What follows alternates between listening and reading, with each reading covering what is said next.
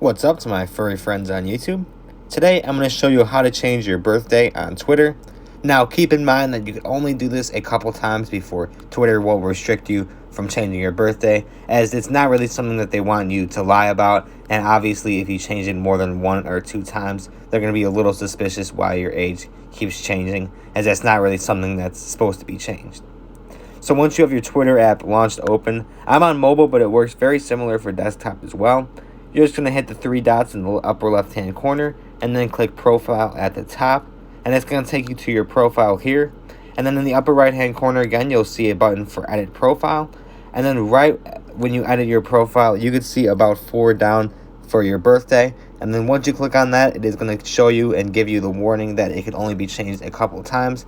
So I'm just going to head into here now, but not actually change it, as this is my real birthday. If my birthday comes, please give me some money. So that would be a good birthday gift if you want to when the time comes. But as far as the tutorial goes, that is pretty much it.